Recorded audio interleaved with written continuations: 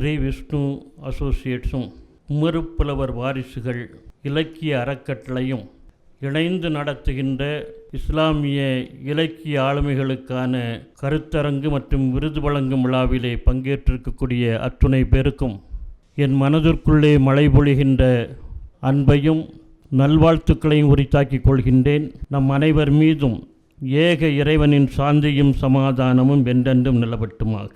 இது ஒரு தனி சொற்பொழிவை விட்டுருக்கலாம். இன்றைக்கி இது தொடக்கம் தான், அப்படியே சாம்பிள் காட்டியிருக்கேன், அவ்வளோதான். ஆனால் ராஜா முகம்மதை நிறைய பேர் அறிய மாட்டார்கள். நான் தான் மலேசியாவிலே கொண்டு அறிமுகப்படுத்தினேன். இன்னும் பல இடங்களில் அறிமுகப்படுத்தி கொண்டிருக்கிறோம். அப்புறம் என்ன விட்டுட்டாங்க, அவரை பிடிச்சிக்கிட்டாங்க. இப்போ சிவகுமார் பிடிச்சிக்கிட்டார், அவருக்கு இன்னொரு மாப்பிள்ளை கிடச்சிட்டார். நான் நல்லா பாடுவேன். அவருக்கென்று இப்போ கோட்டை குப்பத்தில் நிகழ்ச்சி வைங்க தனியாக, அவருக்கு ஒரு பெரிய கச்சேரியை. அங்கே அஞ்சமன் நூலகத்தினுடைய 100ஆண்டு விழா நடக்க போகுது. சிவகுமார் அவர்களும் ருமேஷிதன் அவர்களும் இணைந்து இந்த நிகழ்ச்சியை நடத்துவது சிலருக்கு ஆச்சரியமாக இருக்கலாம்.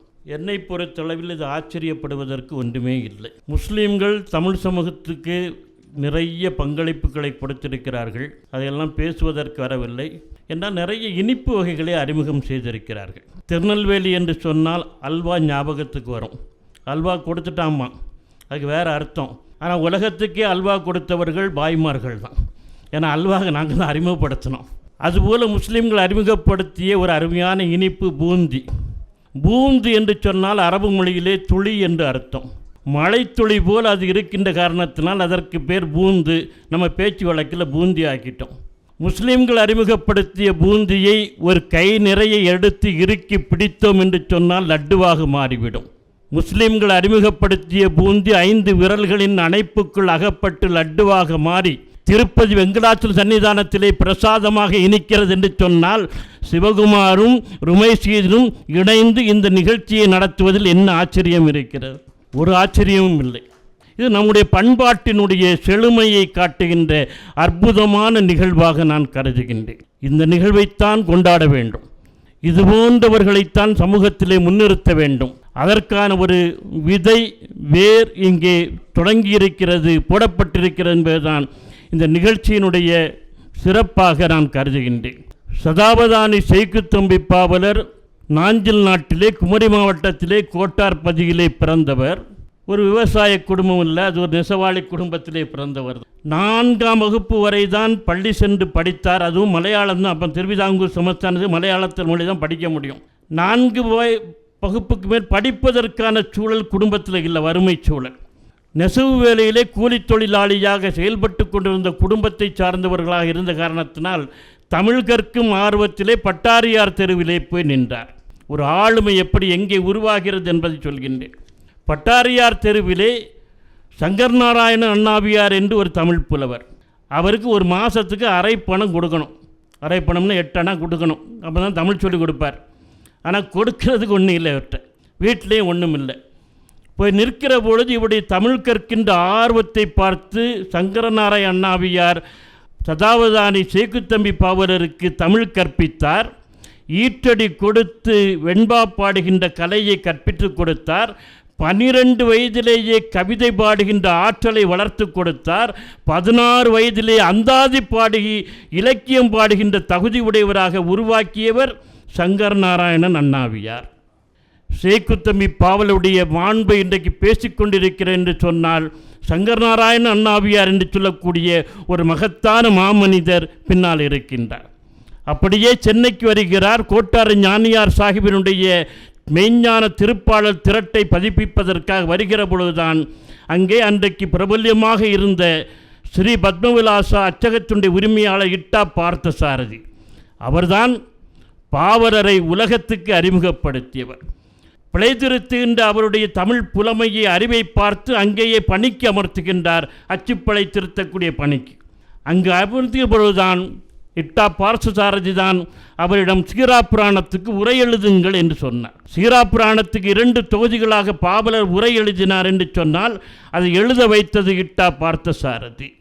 ஒரு சமூகம் எப்படி பொது சமூகம் என்பது ஆளுமைகளை உருவாக்கியது என்பதற்கு உதாரணம் சொல்லிக் கொண்டிருக்கின்றேன். அதன் பிறகு அவதான கலையிலும் வள்ளல் ராமலிங்க சுவாமியுடைய அருட்பா வாதம் நடந்தது. அதிலும் பாவலர் பங்கேற்பதற்கு சகல சூழலையும் உருவாக்கி கொடுத்ததும் இந்த சென்னையிலே இட்டா பார்த்தசாரதியினுடைய அச்சுக்கூடத்தில் அவர் கொடுத்த முக்கியத்துவம் தான் காரணமாக இருந்தது. பாவலரை பொறுத்தளவில் உலகத்துக்கு அதிகம் அறிமுகமானது அவருடைய அவதான கலையின் மூலம்தான் அறிமுகமானார்.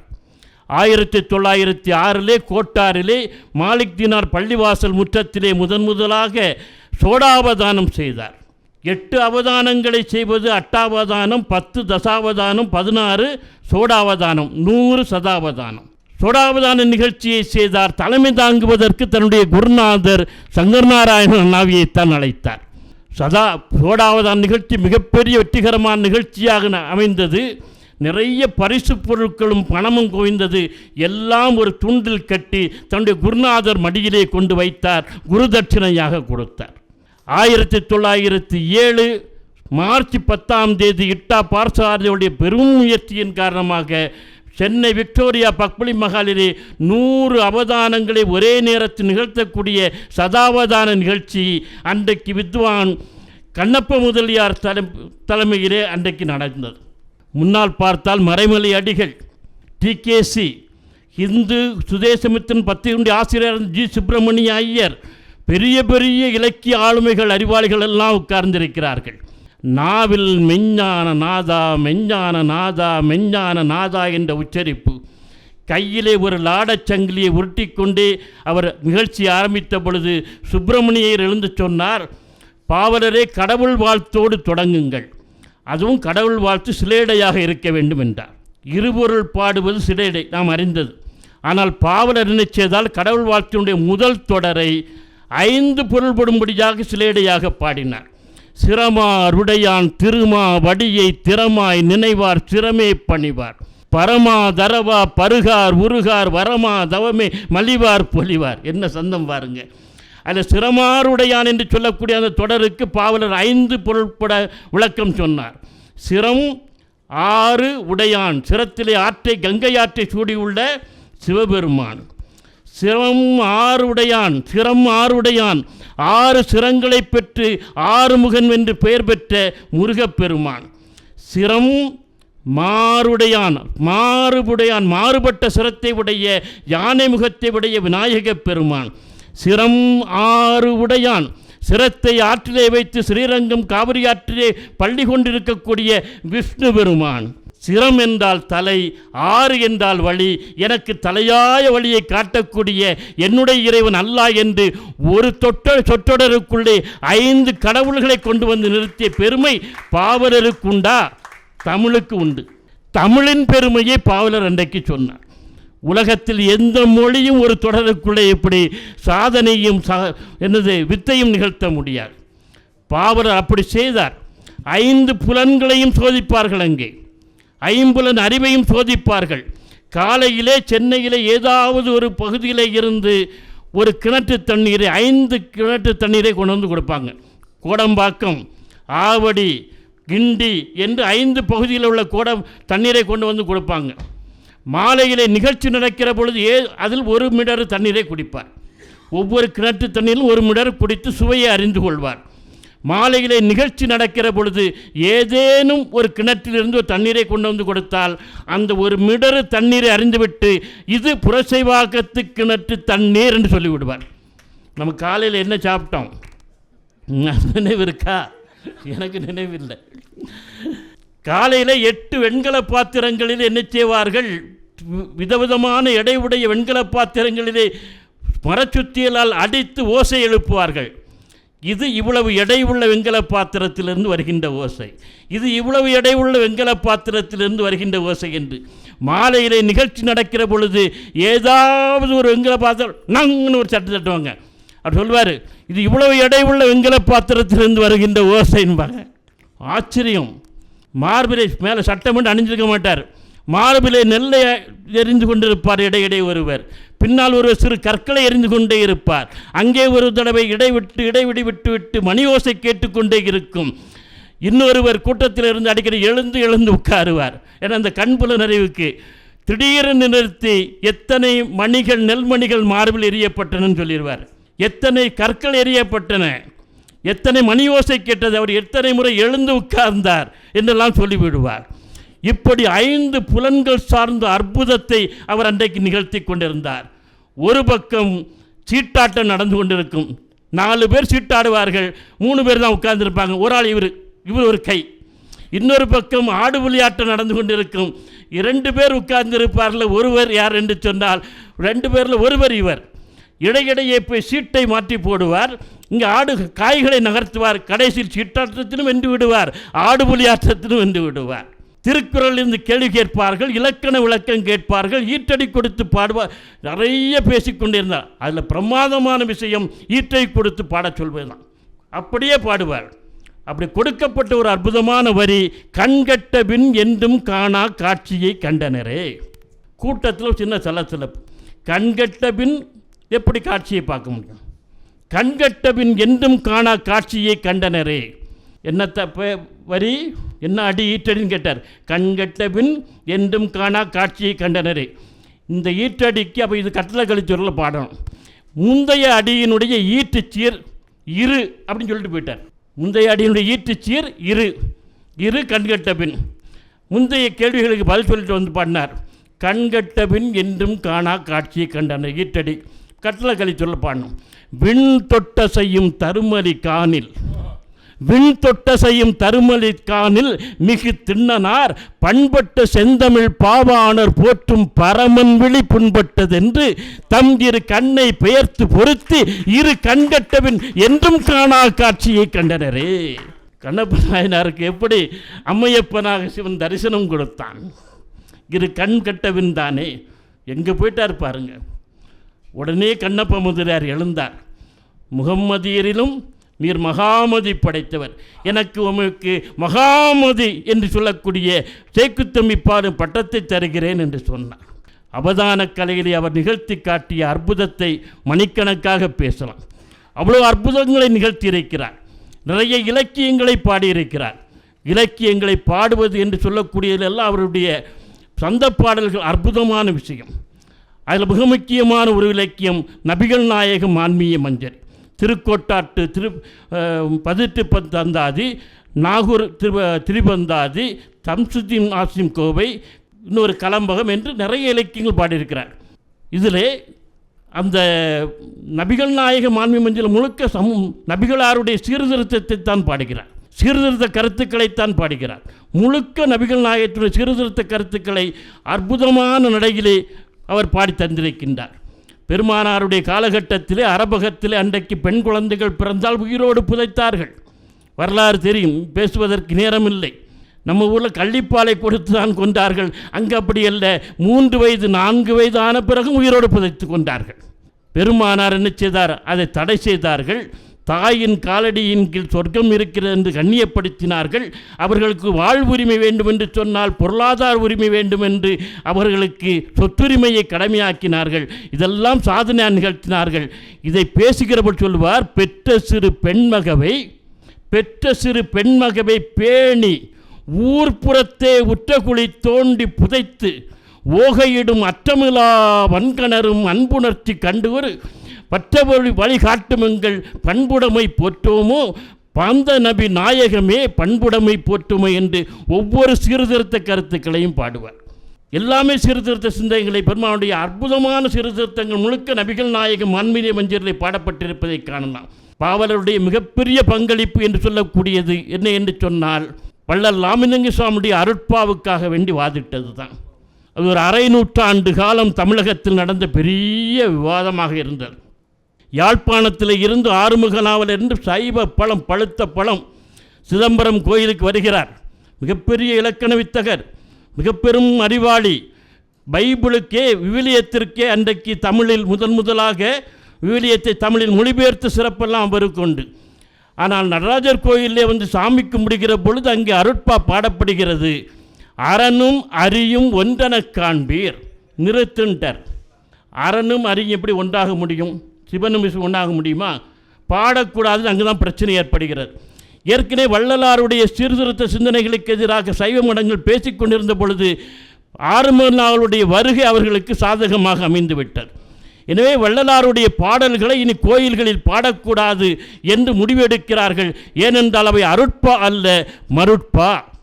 அவை ஆபாச தருப்பணம் என்றார்கள். தருப்பணம் என்றால் கண்ணாடி. ஆபாசத்தை காட்டுகின்ற தருப்பணம் கண்ணாடி என்றார்கள். விவாதம் சூடு பறந்தது. வள்ளலாருக்கு எதிராக வழக்கு மன்றத்திலே அன்றைக்கு பிரச்சனை நடந்தது. கடலூர் கோட்டை மஞ்சக்குப்பம் நீதிமன்றத்திலே இறுதியாக அன்றைக்கு விசாரணை நடக்கிற பொழுது எல்லோரும் ஆஜராக வேண்டும் என்று நீதிபதி உத்தரவிட்டு விடுகின்றார். ஒரு ஆங்கில நீதிபதி உட்கார்ந்திருக்கின்றார். வழக்கு தொடுத்தவர்கள் எல்லோரும் உட்கார்ந்து 6 மணி நேரம் அத்தனை பேரும் அந்த நீதிமன்றத்துக்குள்ளே உட்கார்ந்திருக்கிறார்கள். வள்ளல் ராமலிங்க சுவாமிகள் உள்ளே நுழைக்கிறார். பூசு நீரு போல உள்ளும் புனிதம் உடைய அந்த புனிதர் உள்ளே நுழைக்கிறார். கைவீசி நடந்தால் காற்றுக்கு வலிக்குமே என்று கைவீசி நடக்காத அந்த காருண்யர் உள்ளே நுழைகிற பொழுது, வாடிய பெயரை கண்டபோதெல்லாம் வாடினேன், பசியினால் இழைத்து வீடுதோறும் இறந்து பசியராது அயர்ந்த வெற்றவரை கண்டு உளம்பதைத்தேன் சொல்லக்கூடிய உயர்ந்த உள்ளத்துக்கு சொந்தக்காரர் வள்ளல் ராமலிங்க சுவாமி அடிகளார் உள்ளே நுழைகிறார். பார்த்தால் யார் வழக்கு தொடுத்த அத்துணை பேர் எழுந்து நிற்கிறார்கள். நீதியரசர் என்ன செய்தார்? விசாரணை இல்லாமல் வழக்கை தள்ளுபடி செய்கிறேன்ட்டார். முடிஞ்சு போச்சு. அத்தனை பேரும் எழுந்து மரியாதை கொடுத்த சொல்வது எப்படி தவறாக இருக்க முடியும்? அப்படியெல்லாம் வள்ளலார் வாழ்ந்த காலத்திலேயே பிரச்சனை என்று சொன்னால், அதற்கு பிறகு வள்ளலார் காலம், ஆறுமுகனாருடைய காலம் முடிந்து ஆறுமுகனாருடைய மாணவர் கதிரவேர் பிள்ளை வந்தார். அவர் மீண்டும் பிரச்சனையை உண்டு பண்ணுகிறார். கதிரவேர் பிள்ளையுடைய மாணவர் தான் திருவி கல்யாண சுந்தரனா. இங்கே மீண்டும் விவாதங்கள் நடக்கிற பொழுது தான் இட்டா பாசாவுடைய அலுவலகத்தில் அச்சகத்தில் வேலை பார்த்து கொண்டிருந்த சதாவதானி சேக்கித்தம்பி பாவலர் களத்துக்கு வருகிறார். கதிரவேர் பிள்ளை ஒரு கூட்டத்தில் பேசிக்கொண்டிருக்கிற பொழுது, எல்லோரும் இறைவனுடைய பாதார விந்தத்தை அடைவதற்கு நாம் முயற்சிப்போம். ஆனால் இந்த வள்ளல் ராமலிங்க சுவாமிகள் என்ன செய்கிறார் என்று சொன்னால், இறைவனுடைய முடியின் மேல் போய் உட்கார வேண்டும் என்று ஆணவத்தோடு பேசுகிறார் என்று சொன்னார். நாதர் முடி மேலிருக்கும் வெண்ணிலாவே அங்கு நானும் வர நாடுகின்றேன் வெண்ணிலாவே என்று பாடியிருக்கிறாரே, இது என்ன ஆணவ போக்கும் பேசுகிற பொழுது கூட்டத்திலிருந்து பாவலர் எழுந்து மேடைக்கு சென்றார். ஒரு சின்ன விளக்கத்திற்கு தாங்கள் அனுமதிக்க வேண்டும் என்று சொன்னார். சரி பேசுங்கள் என்று சொன்னார். நாதர் முடி மேலிருக்கும் வெண்ணிலாவே அங்கு நானும் வர நாடுகின்றேன் வெண்ணிலாவே என்று சொன்னீர்கள். அது நாதர் முடி அல்ல, நாத முடி. அங்கே அச்சுப்பிழையாக உள்ளே சேர்ந்திருக்கிறார். நாத முடி மேலிருக்கும் வெண்ணிலாவே அங்கு நானும் வர நாடுகின்றேன் வெண்ணிலாவே என்று தான் வள்ளலார் பாடியிருக்கின்றார். நாதம் என்று சொல்லக்கூடியது தத்துவம். சைவ சித்தாந்தம் பேசுகின்ற 36 தத்துவங்களிலே இறுதி தத்துவம் நாத தத்துவமாக இருக்கிறது. விளக்கம் சொல்கிறார், நாத தத்துவமாக இருக்கிறது. அந்த நாத தத்துவம் என்று சொல்லக்கூடியது ஒரு ஆன்மா இறைவனை அடைகின்ற அந்த பயணத்திலே இறுதி நிலை, எல்லாம் கடந்து நிற்கக்கூடிய நிலை. அதைத்தான் பரவெளி என்று சொல்வார்கள், சிவஞான பெருவழி என்று சொல்வார்கள், சச்சிதானந்த கடல் என்று சொல்வார்கள். அதைத்தான் வள்ளலார் அருட்பெருஞ்சோதி என்று சொன்னார். அதில் போய் கலக்க வேண்டும் என்று தான் பாடினாரே தவிர அவர் ஆணவத்தோடு பாடவில்லை. ஏனென்றால் அதற்கு முந்திய கண்ணியையும் பிந்திய கண்ணியும் நீங்கள் ஒத்து பார்க்க வேண்டும். வள்ளலாருடைய அருட்பாவுடைய 6ஆம் திருமுறையின் 7வது கண்ணி நீங்கள் சொன்னது. 6வது கண்ணி என்ன? தன்னை அறிந்து இன்பமுற வெண்ணிலாவே, ஒரு தந்திரம் நீ சொல்ல வேண்டும் வெண்ணிலாவே. தன்னை அறிதல் ஞானத்தின் தொடக்கம், இன்பம் உறுதல் ஞானத்தின் எல்லை அடைதல். தன்னை அறியும் இன்பமுற வெண்ணிலாவே, ஒரு தந்திரம் நீ சொல்ல வேண்டும் வெண்ணிலாவே. அடுத்துதான் நாதர் முடி மேலிருக்கும் வெண்ணிலாவே அங்கு நானும் வர நாடுகின்றேன் வெண்ணிலாவே. அடுத்து என்ன பாடுகிறார்? சச்சிதானந்த கடலில் வெண்ணிலாவே நான் தாழ்ந்து விழ வேண்டுகின்றேன் வெண்ணிலாவே என்று அவர் இறைவனில் ஐக்கியமாகக்கூடிய அந்த ஞான பெருநிலை அடையக்கூடிய தான் பாடியிருக்கிறாரே தவிர நீங்கள் சொல்வது போல ஆணவத்தோடு பாடவில்லை என்று வள்ளலார் பாடல்களை தூக்கி பிடித்து நிறுத்தியவர் சதாவதானி சேக்குத்தம்பி பாவலர். இறுதியாக வள்ளலாருடைய பணிக்காக அருட்பாக்காக வாதிட்டதற்காக காஞ்சிபுரத்திலே பாவலரை அழைத்து யானை மீது அமர்த்தி ஊர்வலமாக அழைத்து சென்று அவருக்கு பூர்ணகும்ப மரியாதை கொடுத்து சிறப்பித்தார்கள். பெரும் பந்தல் அமைத்து அன்றைக்கு அவருக்கு தேவாமிர்த பிரசங்க களஞ்சியம் என்று சொல்லக்கூடிய பட்டம் சுட்டி கண்ணியப்படுத்தினார்கள். கூட்டத்திலே பாவலர் 3 மணி நேரம் அருட்பாவின் அருமை பெருமைகளை பேசுகிறார். பேசுகிற பொழுது கூட்டத்திலிருந்து ஒருவர் எழுந்திருந்தார். என்ன இருந்தாலும் நீர் ஒரு அசைவர், உமக்கு சைவரை பேச என்ன தகுதி இருக்கிறது? நான் இவர் அதுவும் அறுசுவை தானே, அறுசுவை தான். என்ன இருந்தாலும் நீர் ஒரு அசைவர், உமக்கு எப்படி சைவரை பேசுவதற்கு தகுதி உண்டு என்று கேட்ட உடனே பாவலர் என்ன செய்தால் உடனே ஆம் யாம் அசைவம், யாம் அசைவம், யாம் அசைவம், தாம் தித்தாம் கிடத்தக்க தை தித்தை என்று அபிநயம் பிடித்து அதை சொல்லி ஆட ஆரம்பித்து விட்டார். ஆடிக்கொண்டே சொன்னாராம் யாம் அசைவம், யாம் அசைவம். தில்லை அம்பலத்திலே காலை தூக்கி வைத்து ஆடிக்கொண்டிருக்கிறார் நடராஜ பெருமான், அவரும் அசைவம் நானும் அசைவம், நாங்கள் இருவரும் ஒரு சாதி, நீ எந்த சாதி என்று கேட்டார். பாவலரை பேச வேண்டும். பேசுவதற்கு தான் சிவகுமாரும் ருமைசீதும் இணைந்திருக்கிறார்கள். இந்த பெருமக்களெல்லாம் வந்திருக்கிறார்கள். ஒரு பன்முக சூழல் மிக்க ஒரு சமூகத்திலே எல்லா ஆளுமைகளும் ஜாதி மத எல்லைகளை கடந்து அங்கீகரிக்கப்பட வேண்டும், கொண்டாடப்பட வேண்டும். அது ஒரு நல்ல புரிதலுக்கான நல்லிணக்கத்திற்கான வேறாக வித்தாக அமையும். அதற்கு பாவலரை கொண்டு செல்வோம் என்று சொல்லி விடைபெறுகிறேன். நன்றி, வணக்கம். இந்த வீடியோ உங்களுக்கு பிடிச்சிருந்தா லைக் பண்ணுங்க, ஷேர் பண்ணுங்க, கமெண்ட் பண்ணுங்க.